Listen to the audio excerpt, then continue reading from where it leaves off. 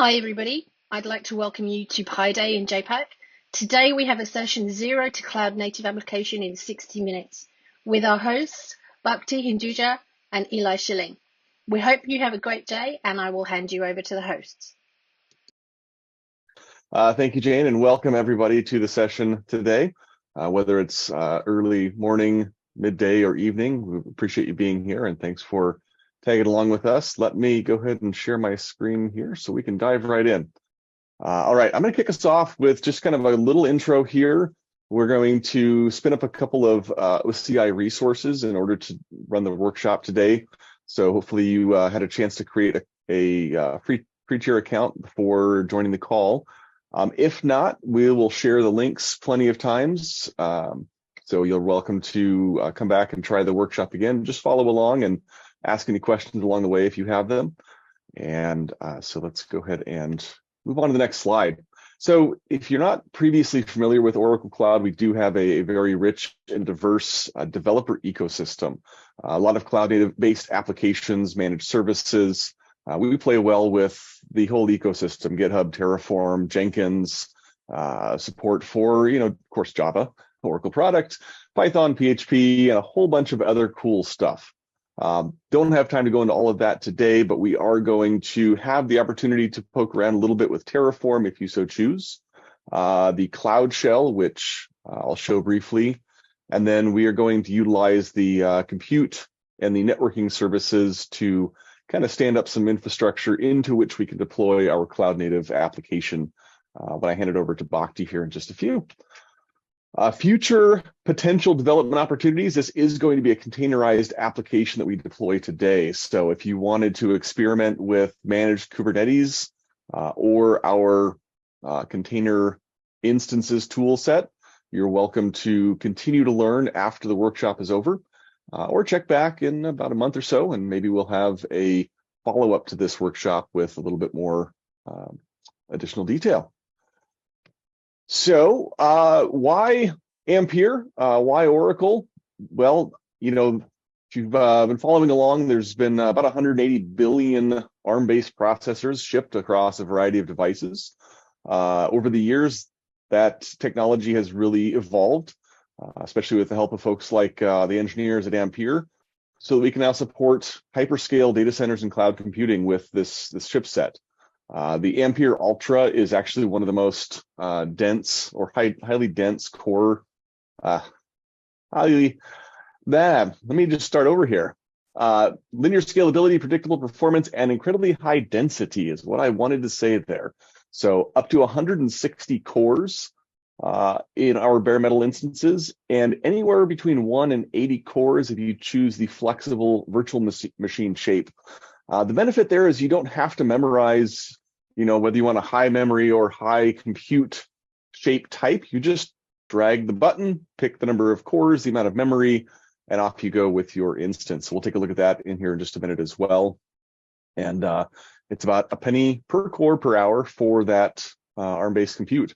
Best part is you get 4 of those OCPUs with 24 gigs of RAM, always free with the OCI always free tier account.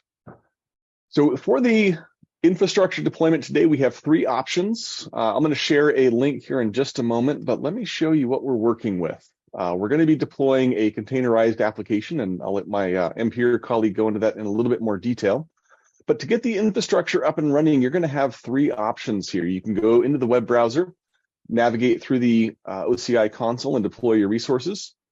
You can download some Terraform that's been pre-built. You can use the resource manager tool to deploy that. It takes about 75 seconds.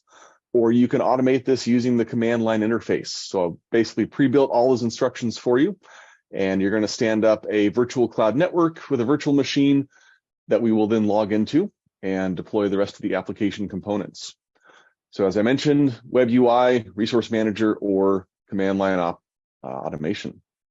So take a moment, pick the one you're going to choose.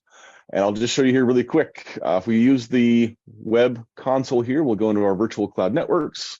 There is actually a nifty little VCN wizard, so you can just kind of 2 or 3 click to create those resources. We can go into the Cloud Shell, which is right up here. It's a managed terminal session. Authentication's already built in, so you don't need to add any extra credentials here. It's just going to automatically use the permissions of the user you logged into the console with. So you can see here I can run my various commands, and what I'm going to do here, if you see, go to Resource Manager, and actually, you know, while that's loading, let me put the link up there, as I meant to. So grab the bit.ly, scan the QR code that will take you to the lab instructions that I showed. We are on the Resource Manager section here, where we're going to launch download the zip file and launch our infrastructure in an automated fashion. So I'm going to go ahead and just create a new stack really quick, like pick the zip file option here. Grab my PyDay zip file, and it's going to show here PyDay 2023 Cloud Native Application Development. The only thing we really need to do, because all of the parameters are predefined, we just need to assign an SSH key. This is how we're going to access the compute resource remotely. So if you have a key pair handy, go ahead and paste the public key pair in. Else, we can go into the Cloud Shell, run the SSH keygen command, which is in the instructions. We'll accept all of the defaults, although I have a key already. So I'm going to cancel that. And we'll simply paste the SSH key into the file. I'll come back and do that in a minute, but we'll go next. Sample. Okay, this isn't going to work, but just for security reasons, I'm not going to paste my public key on video. And when we're done, we'll hit run, apply, and create. And that's going to go off, take the Terraform configuration, stand up our virtual cloud network, our compute resource, and it will tell us when we're done, and it will provide the public IP address of the compute resource so that we're able to SSH in. So we'll pause for just a moment in case there's any questions.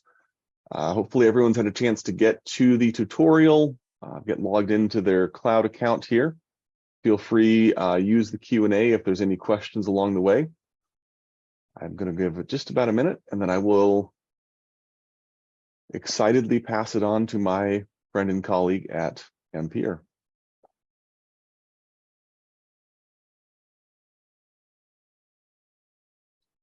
Let me pause my screen share for just a moment while I grab my SSH key.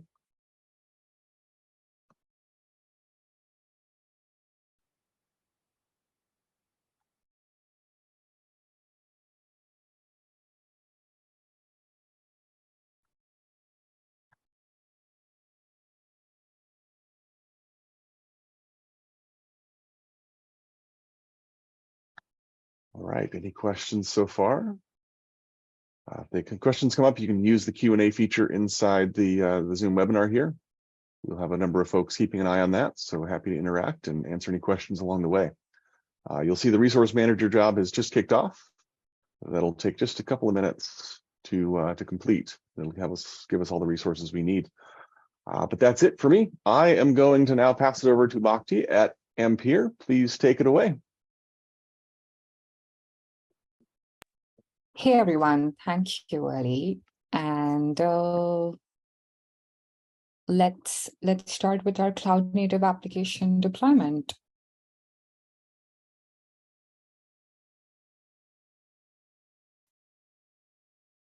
All right. So, hey everyone, I am Bhakti Hinduja, a Senior Principal Application Engineer at Ampere. And today we're going to do a very quick tour to what's involved in creating a cloud native web application. So in this case, we are going to take WordPress as an application example, and we're going to quickly turn it over into a cloud native application from a monolithic application. Okay, so quickly going over the agenda for today, since it's PyDay, we will definitely talk about some surprising appearances of Py. We'll talk about what cloud native means.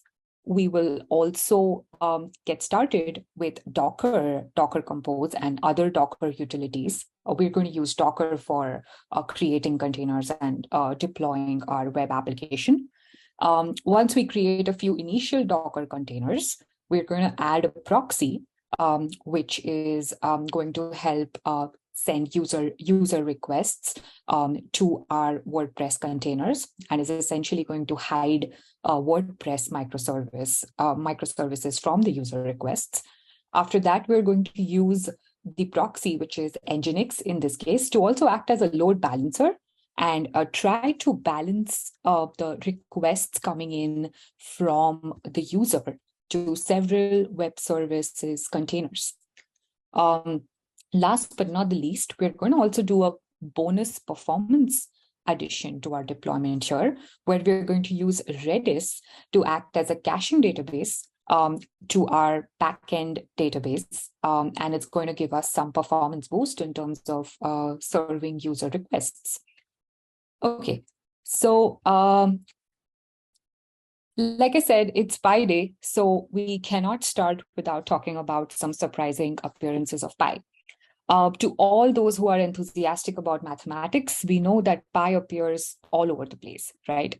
There are two examples, though, that specifically blew my mind the first time I saw them. So we're going to talk a little bit about that, and then I'm going to leave you guys with some thought to go and study and read about it a bit more.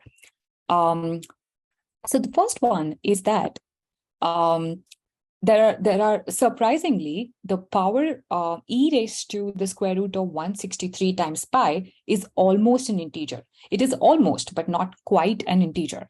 In fact, it's a transcendental number, which is very, very close to being an integer.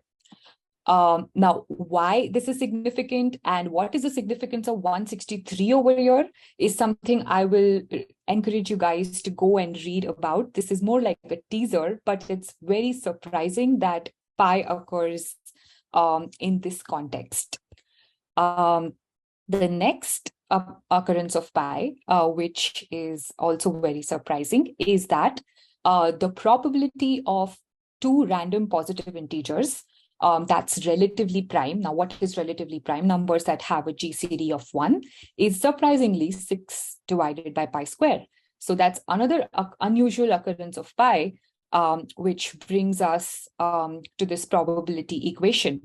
And this 6 divided by pi square also makes its appearance in the Basel problem, which is that numbers go, the sum of the inverse of square of numbers from 1 to infinite is pi square by 6. So that is inverse of the above description. So these are just some occurrences of pi that were very surprising to me, and you guys can go and read and study about this after the session as well.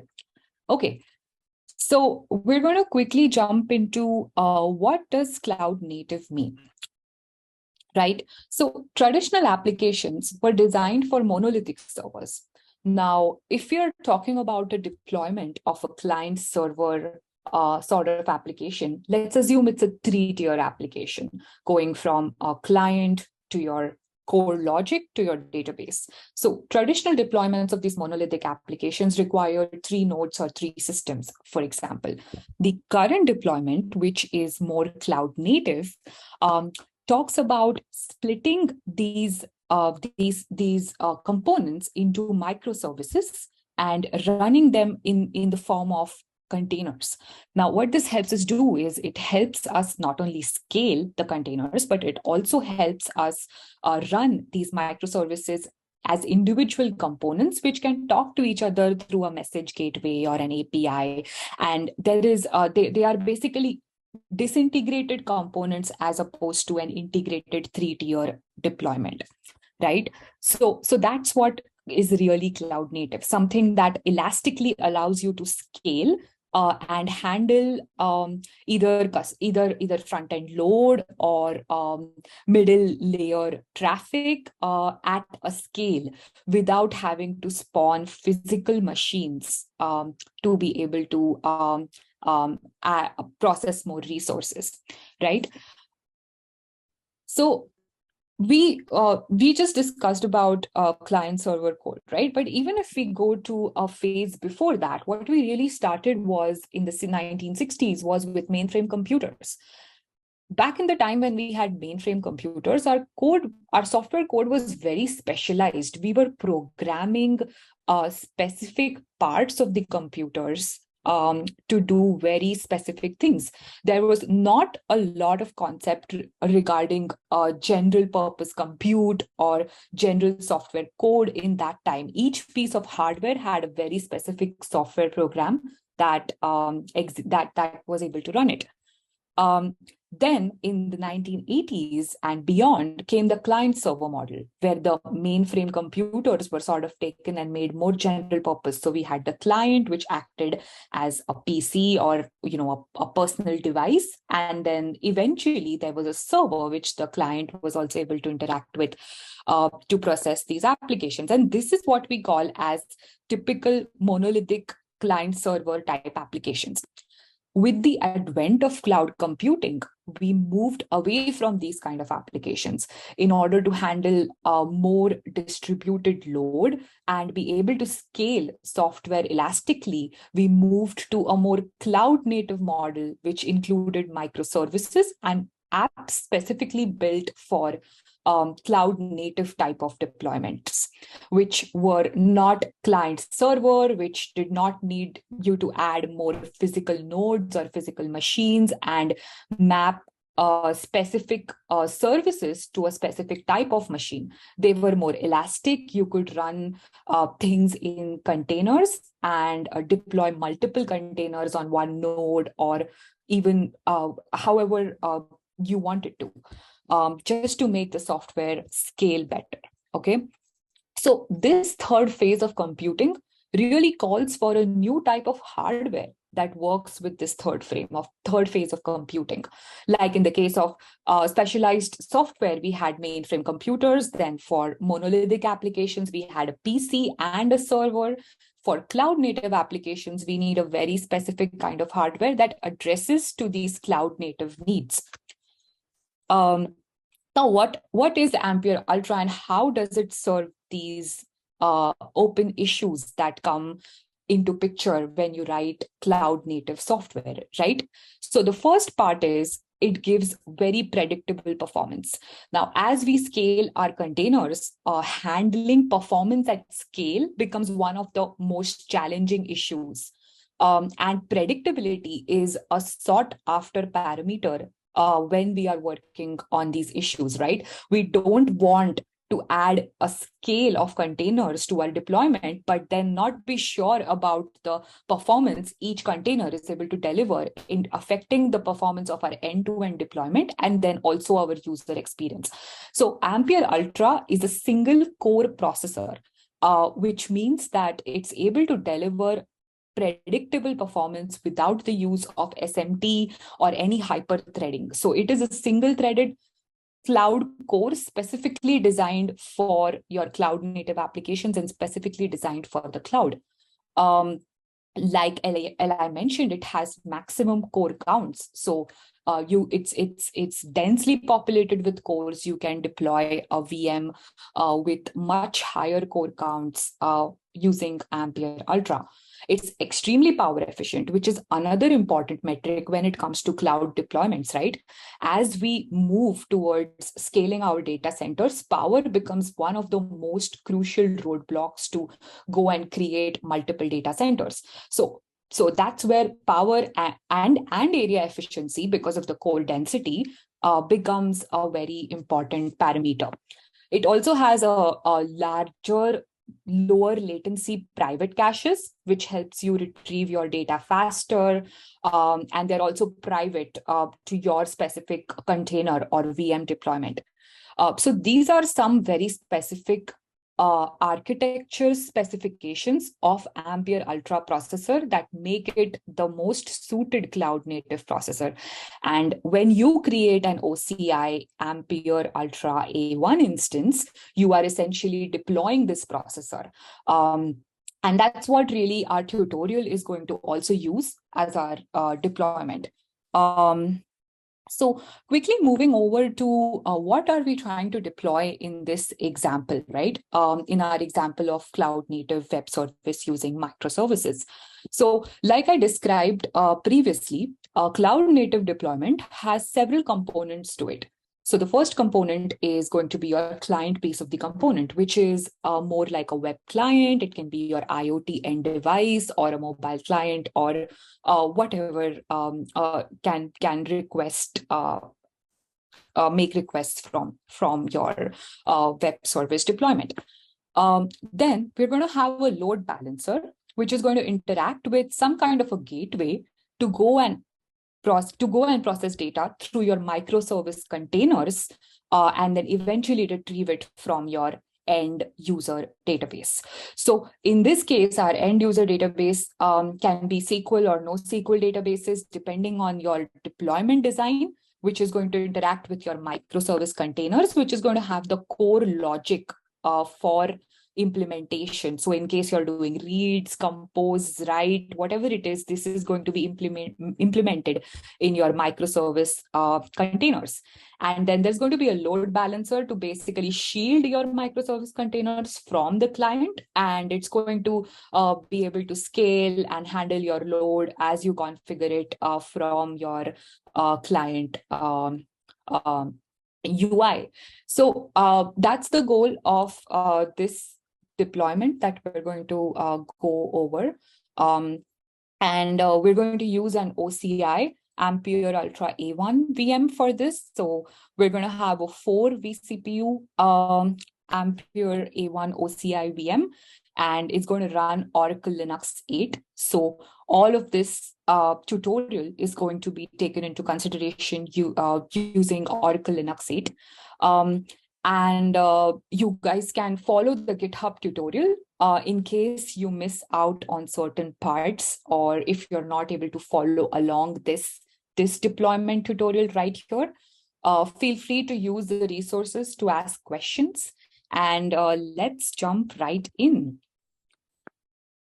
Okay, so like I said, our goal today is to be able to complete this deployment. So at the end of this tutorial, you're going to successfully deploy 6 containers running this kind of a framework. So in this case, we are using WordPress, which is a very popular website framework. We have client service where there is a user, which is going to interact with nginx, which is going to act as our load balancer and proxy.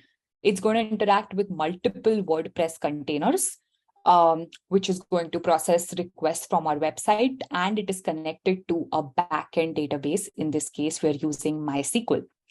Like I said previously, we are also going to have a bonus performance optimization to this deployment, where we're going to use Redis to cache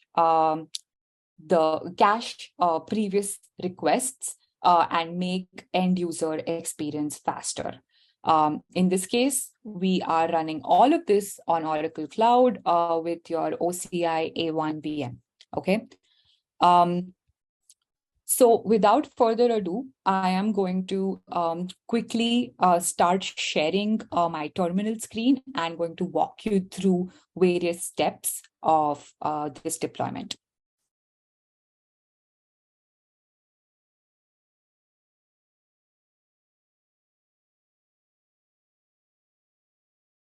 All right. So hopefully you all can see my screen, and sharing my terminal window where we're going to walk over this deployment.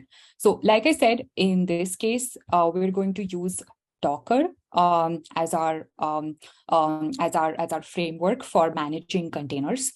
Now, Docker is a very popular suite which comprises of several container management tools, right? It makes it very easy for developers to package and share applications in a container format. But what is Docker? Docker essentially is 3 things. It's a common format to describe containers, applications, and everything that you will need in the runtime component specification while creating containers, right? Besides that, it also has a runtime that allows you to run those containers on your workstation or your server. So very seamless with deployment that way. It has a suite of tools that some of which we will also cover today. that helps you easily build and even share container images, right? So today we will use one of those tools, which is Docker Compose, and we will use Docker Compose to start, stop, and interact with our WordPress applications. Okay, so let's get started. So currently I'm running, as you can see, this is Oracle OCI A1 instance with 4 vCPUs. And it's running Oracle Linux 8, which is an ARM-based and an ARM-based OS in this VM. Okay, so if you follow the GitHub tutorial along with what we're doing, you'll be able to get all instructions from there. So go to the GitHub project and sort of follow each step there. Please ask questions on the Zoom chat or the Slack chat. Make it very interactive. We have a bunch of folks on Slack to help answer any questions. Okay, so let's get started. So the first step is going to be really to install Docker and Docker related components. Okay, so if you're following the GitHub project, we have these steps listed there, and that's where I'm getting these steps from. Now, I have already installed this because this takes some time to install it. To install these images. So it's just going to go through very quickly. But when you try it on your end, it will probably take a few minutes for the first install to go through. Okay. Now that we have installed Docker components, let's go and start Docker and also enable it. So I'm going to start Docker and then enable it. All right, so that's done. Now, another important thing is I'm going to give Docker sudo privileges. So what that will do is it will help me interact with Docker tools without really being root. Okay, so I'm going to do that. And after I do that, it's important that I exit out of my shell or restart the VM, whatever you prefer, such that those permissions take effect, okay? Now, if I just look at my groups, I should see Docker listed right here, along with OPC and other groups in the OS, okay? Now that we have installed and started and enabled Docker, let's quickly run a Hello World program using Docker to see if our utilities work fine. And here you go. So hello from Docker, basically this pulled a hello world image from Docker Hub. And as we know, it's an ARM64 image because we are deploying on an Oracle A1 instance, which is a cloud native Ampere Ultra ARM64 based processor. Okay. Now, we're also going to install Docker Compose. Now, with Docker Compose, make sure you get the latest release whenever you're installing Docker Compose, because it has any bug fixes, just like any other software would, right?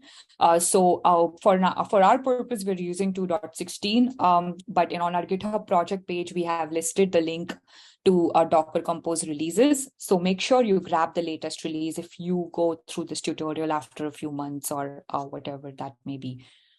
Okay, now that we have Docker Compose installed, we're going to go and install Git and also clone our PyDay tutorial projects.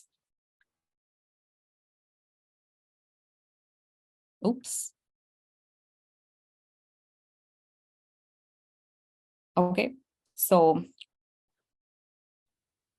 following through the PyDay tutorial with me here, and we just installed Git, and now we're cloning our PyDay tutorial project. All right, so here it is, it's cloned. So now we're going to start with our actual deployment. This is going to be a 4-step deployment. In the first step, we're going to start a WordPress instance. And we're going to have a WordPress container as well as a MySQL database container as a backend to this WordPress container. So for that, we will first go to our PyDay tutorial directory, and we will create a MySQL directory in this to be able to install our MySQL containers. Okay, now we will go to WordPress 1, which is our first part of the deployment. So go to the WordPress 1 directory. Now over here, if you see, you will already see a Docker Compose YAML. So we have already constructed the Docker Compose YAML for you. Basically, if you go and open this YAML and read into it, you will find that this is creating a WordPress container. So it's pulling a WordPress 6.1 Apache image from Docker Hub, and it's creating that container, setting its username to be WordPress, password. It's also listening at port 80, which is the port that we're going to use for this deployment. Besides the WordPress container, it is also creating a database container. In this case, we are using MySQL 8 as our database, and it's also setting up password and other things for the MySQL container, like its IP and whatnot, right? Okay, so that's really what this Docker Compose YAML is comprised of. And since we have that built for you already, we're going to go ahead and start our containers with Docker Compose up. Okay, so the first time that you try to start these containers, it's going to do a bunch of image pulling, where it's going to go to Docker Hub and grab images for WordPress, for MySQL, and it's going to try to do a bunch of installs the first time you create these containers. Subsequently, the next time, these installs are going to be way faster because the images will already be loaded. Okay, so now this install is complete.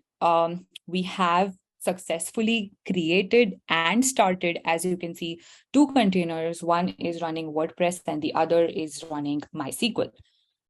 We can use Docker Compose PS to be able to view our containers and do a health check, look at what ports they are listening, what are their IPs, and a bunch of other things, right? All right, so this is great, guys. Congratulations, you have started your first 2 containers. Now, I'm going to quickly move my screen share to go to the WordPress GUI front end and show you how that install looks like. Oops, I'm sorry, I'm sharing the wrong screen. Alrighty.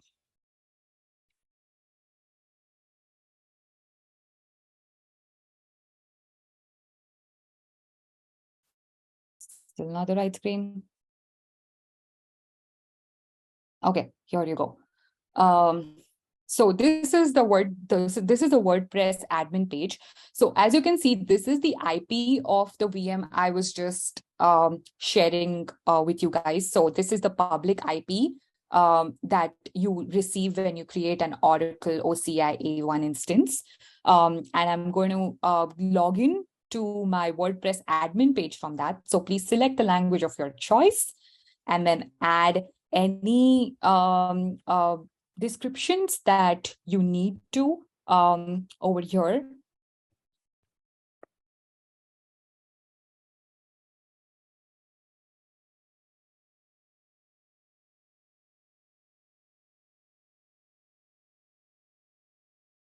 I'm just going to use the value of pi that I can recollect as a password, just in the spirit of Pi Day. Okay. And then you can enter your email ID over here and just click install WordPress. And there you go. You should be able to log in to your WordPress admin and look at how the admin management of your WordPress looks. All right. So this is great. This is how you should see it. This means that your WordPress container is up and it's able to connect with the MySQL database as the backend. Okay. This is something that's going to be very useful in our final steps. So we will come back to this admin page shortly as we complete the remaining parts of the tutorial. Okay. So I'm going to go back to my terminal screen. Just wanted to show the WordPress admin page to you all. All right. So now I'm going to shut down my containers, as we're going to be restarting them in the next part of our tutorial. And don't worry about it, folks. If you guys are not following, or if you are just viewing and trying to catch up, you can ask us any questions, or if you go to the GitHub project, you should be able to see these steps and follow these steps from there. So if you look at this video and follow the project later, you should be able to do this tutorial by yourself. Okay, all right. So now let's go to the next step of our deployment, where we're going to add a proxy. So like I said, in this case, we're going to use nginx. So now you're going to have an nginx container running along with the other containers in this deployment that we had previously. But before we do that, we're going to just go log in to our MySQL initdb folder, and we're going to change the default IP to the IP of our system. So basically, it's going to be our public IP in this case. So I'm just going to change this to my public IP address. So 158.101.22.39. Okay, perfect. And then I'm going to log into my WordPress 2 folder and going to start next set of containers. So like you see here, we also have a Docker Compose YAML file over here, which is basically describing not only the WordPress and the MySQL containers, but it also has description for the nginx container that is going to act as a proxy, in this case, for your WordPress container. So it's going to basically shield the WordPress microservice container from any front-end client, and it's going to act as a proxy in between the two. Okay. So quickly there, we will do Docker Compose upd, which is going to start these containers. So like I said previously, since the images existed, it's going to just quickly be able to pull it, as opposed to the first step where it took a long time to pull these images. Now, what this is waiting on is it's waiting on the database to start.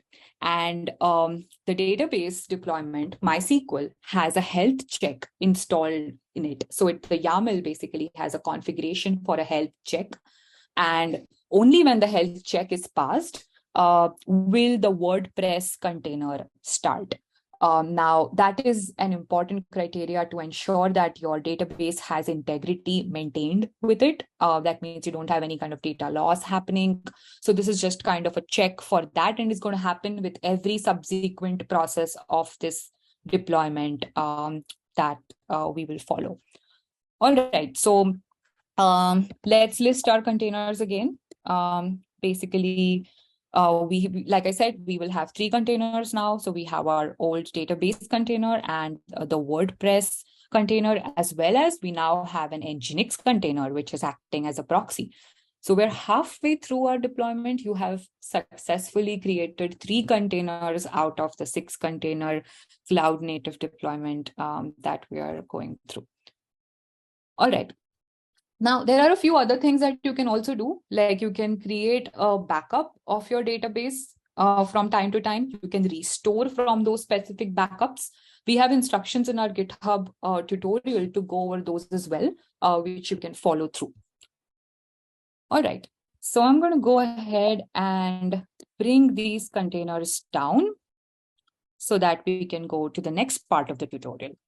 Okay, now this is interesting and really my favorite part of this tutorial. So now that you have understood how to use Docker Compose, create containers, create a WordPress container, and then a front-end proxy of nginx to it, as well as a back-end MySQL database container, we're going to scale our application. And this is the fun part, right? That's the reason why we are designing a cloud-native application, to be able to seamlessly scale our containers without having to physically deploy servers and scale servers instead, as traditional applications would do. Okay, so in this case, we are going to create 3 WordPress containers. From our one, we're going to have 3 WordPress containers, and we're going to make nginx act as the load balancer for front-end requests to these 3 containers, and then have MySQL as our backend, as we have had. All right. So over here, if you look at the Docker Compose YAML in this particular folder, you will see that it has description for creating 3 WordPress containers, which basically are exact copies of the first container, right? So the 3 are exact copies of each other. We have nginx, which is acting as a load balancer as well as a proxy, and we have backend database, which has not changed since our previous deployment. Okay. So now we're going to do Docker Compose, and we're going to start these containers. Okay, so it's again waiting for a health check to complete from our backend database, which ensures that our data has integrity and has not been changed. And then it's going to start the 3 containers for us. So if you guys are following us till now, thanks for your attention and time. Please ask any questions in the Slack, and also use the Zoom chat as you need to ask questions. All right. So we have successfully started our nginx as a proxy as well as a load balancer, and we have very seamlessly started 3 containers using Docker Compose for servicing our web services deployment. Okay. We can also use Docker Compose logs to be able to view any front-end requests that are coming in our deployments. So basically, if you have any pings on your front end to nginx from your client, you're going to see all of these being processed through your Docker Compose logs. All right.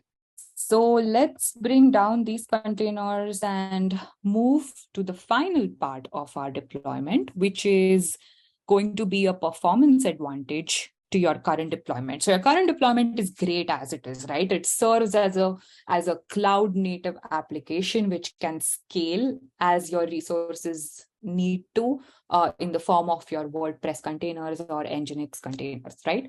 Now the optimization that we're going to work on is going to be to use Redis as a cache to our backend SQL database. In this case, it's MySQL, right? So it's going to cache in any requests that were requested previously, so that the retrieval time of those requests is faster as your deployment scales to much larger resources, right? That's where this kind of optimization is very useful. Okay, so let's log into our WordPress 4 instance folder, and let's follow the final step of this deployment, which is to use Redis. So in this case, like you see, we have another Docker Compose YAML here. How this is different from our previous YAML is that it not only has logic for 3 WordPress containers and nginx for load balancer and MySQL for backend, but it also has Redis coordinate, and it pulls Redis image basically from Docker Hub to be able to use Redis as cache. Okay, so I'm going to start these containers.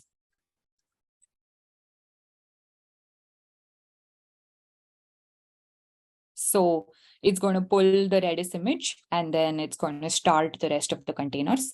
And in this case, it's again waiting on our database for a health check.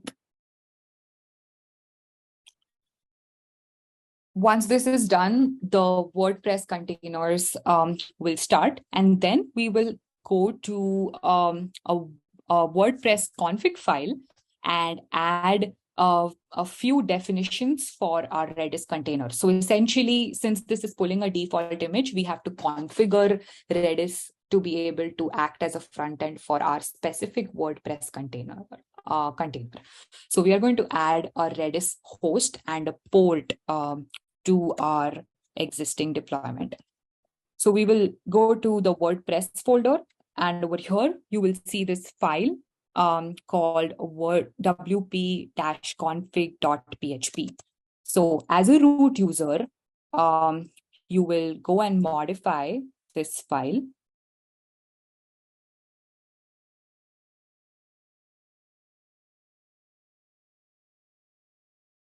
And right over here, you will add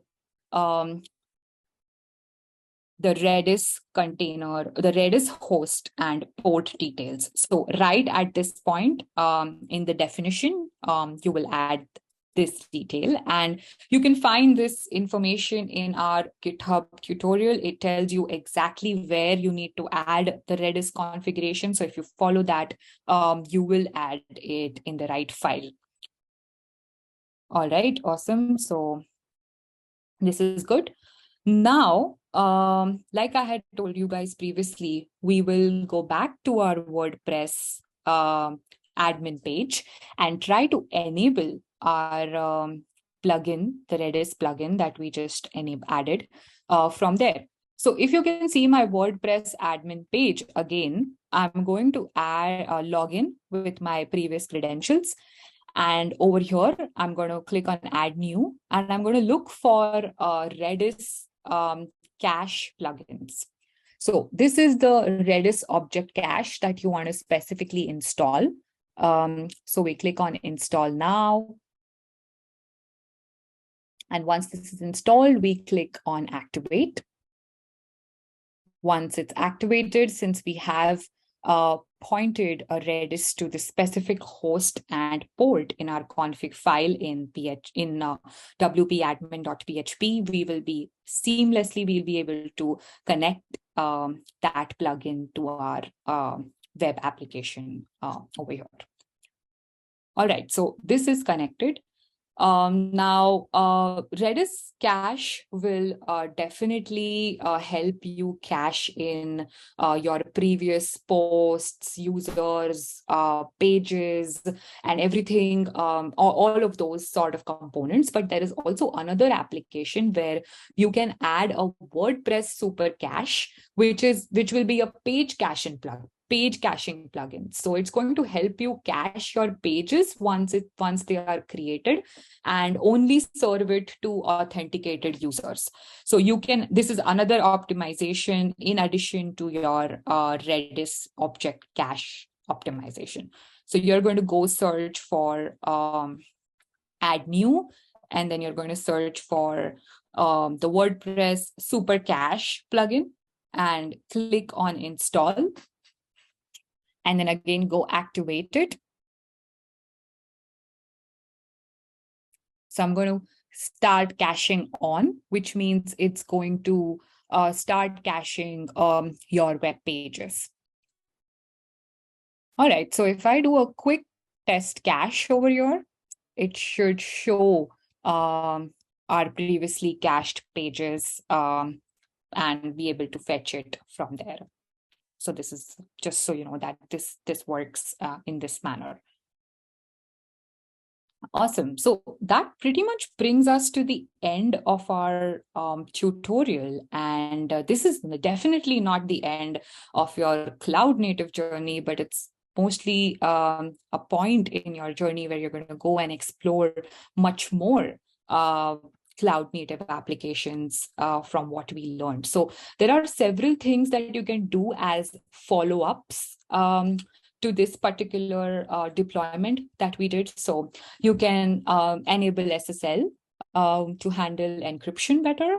You can also protect your site from any malicious attacks. Like I said, you can back up and restore your database from time to time. You can add monitoring capabilities to your web deployment, and there is just a lot more that you can do, even in terms of scaling your containers, scaling your deployments. And I really encourage you to play around with this deployment more and let us know in our community forums what parts of it have you explored and enjoyed. So lastly, I want to leave you guys with these developer resources, right? So we went over a very specific web services deployment in our current tutorial.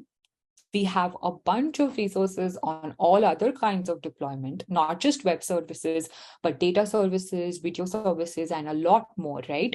So I will encourage you guys to look at our developer briefs, which has briefs on specific workloads, such as Redis, nginx, MySQL, and a lot more than those which we have even covered. It talks about how these are native cores of Ampere on OCI A1 are really beneficial to your cloud native deployments in terms of performance, latency, scalability, and a lot more, right? You can reach us at our web address here, which is developer@amperecomputing.com. We also have our Ampere Ready software solution page. You can go ahead and try several of our services from OCI, GitHub, and other resources. You can have access to our tuning guides and several other engagement points in this slide. So please feel free to snapshot this, take notes. We will also have these links in our other Slack and other communities. We also have a very engaging Ampere developer community, so I highly encourage you to sign up there. It has resources, question and answer. You can ask questions, report bugs, just engage with the whole developer audience and the developer community, which is bringing more and more apps to ARM64 on Ampere processors and redesigning their apps for cloud native deployments from traditional monolithic deployments in order to take benefits of scalability and others.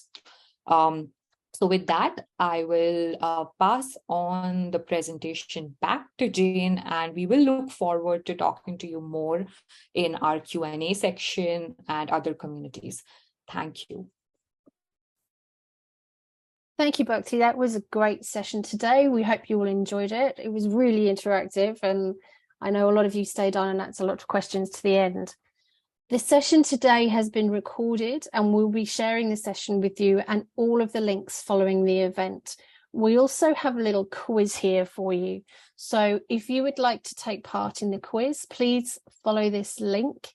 There is also the link in the chat for the quiz, and the winners will be announced on the 16th of March here in JAPAC. So please have a look at the questions and test your knowledge of what you've learned today. We hope you've enjoyed it today and enjoyed the content and the session, and we look forward to seeing you at our next event. So thank you everybody for taking the time, and enjoy the rest of your day. Bye-bye.